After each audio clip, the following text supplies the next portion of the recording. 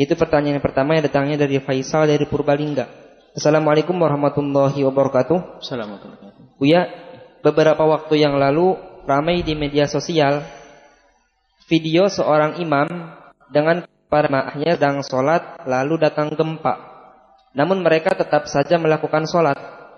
Hal ini membuat takjub orang yang melihat video tersebut. Pertanyaan saya, apakah memang dalam kondisi seperti itu sholat tetap tidak boleh dibatalkan? Baik. Jika Anda dalam sholat fardu atau bahkan sholat sunnah sekalipun, jika dalam kondisi yang seperti itu ada gempa dan sebagainya, atau ada sesuatu angin topan segala sesuatu, jika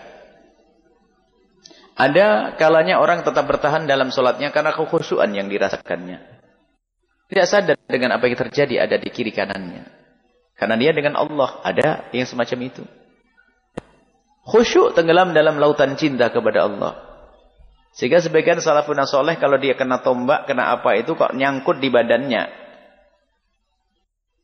Kalau pengen dicabut, jangan dicabut sekarang. Dulu gak ada obat bius, cabutlah waktu aku sholat. Sehingga setelah assalamualaikum berkata, nak kenapa belum kau cabut? Abah sudah mulai tadi saya cabut. Oh, tidak kerasa. Kita itu digigit kecil saja ramainya hati. Ada pangkat-pangkat seperti itu.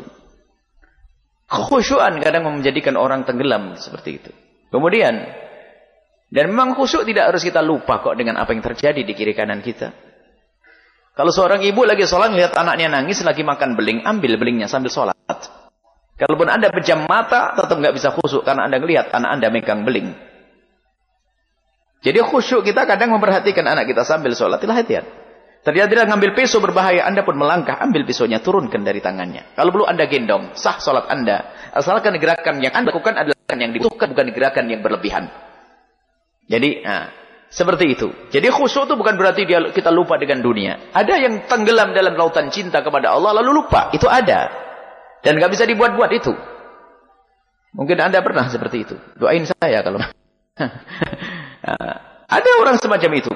Tapi ada rata-rata seperti Nabi pun pernah melakukan sholat mendengar seorang anak nangis. Tiba-tiba Nabi melakukan sholat dengan cepat sekali. Lalu bertanya, ya Rasulullah, kenapa kau percepat sholatmu? Jawab Nabi Muhammad, aku lihat ada ibu menangis. Aku takut ibunya terganggu dengan tangis itu. Oh, Nabi penuh kasih. Nabi mendengar. Baik. Jadi seperti itu masalah kekhusyuan. Kemudian di saat ada sesuatu, kalau memang itu tidak membahayakannya, maka dia terus bertahan dalam sholat boleh saja. Atau membahayakan tapi gak ada jalan lagi. Mau keluar ya runtuh juga. Mending saya runtuh dalam sholat. Mau lari kemana? Jadi yang kami lihat itu insya Allah orang khusyuk itu. Kami ada orang ngirim video kepada kami, Masya Allah. Orang khusyuk. Insya Allah khusyuk dan bertahan dengan sholatnya. Dan semoga itu adalah karena ketulusannya dan karena kebaikannya. Kemudian bertanya, apakah memang kalau kita dalam keadaan begitu tidak boleh batalkan sholat? Ada cara. Yang pertama adalah, jika keadaan seperti itu, kita bisa saja melakukan sholat dalam keadaan kita seperti itu, bahkan mungkin sambil berlari, mencari selamat, namanya sholat syiddatul khauf. Sholat syiddatul khauf itu bukan di dalam peperangan saja. Di dalam keadaan kita misal lagi sholat, diancam orang pakai pedang. Anda kalau mampu, jangan dibatalkan sholat, tapi sambil lari. Kabiru, alhamdulillah katsira.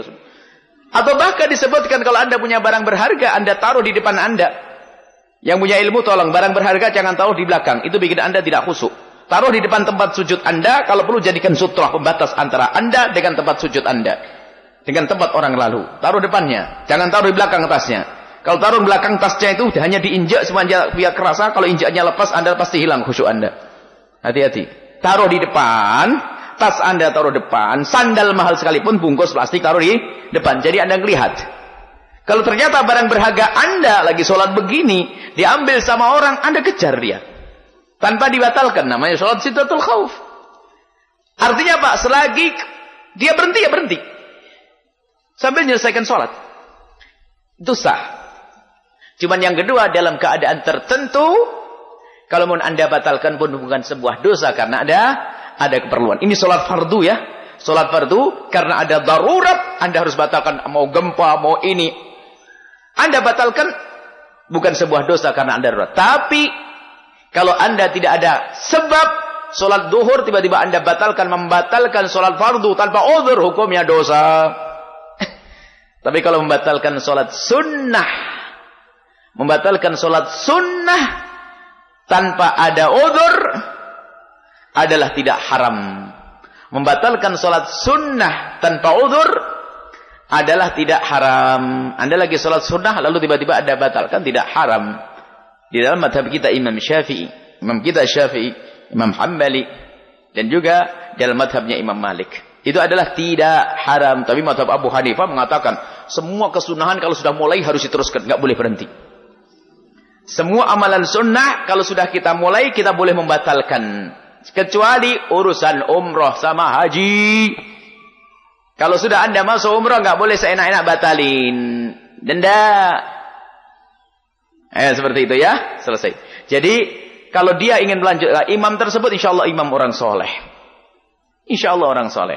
Akan tapi dalam keadaan seperti itu, kalau ada orang membatalkannya bukan sebuah dosa karena ada uzur. Wallahu a'lam bissawab.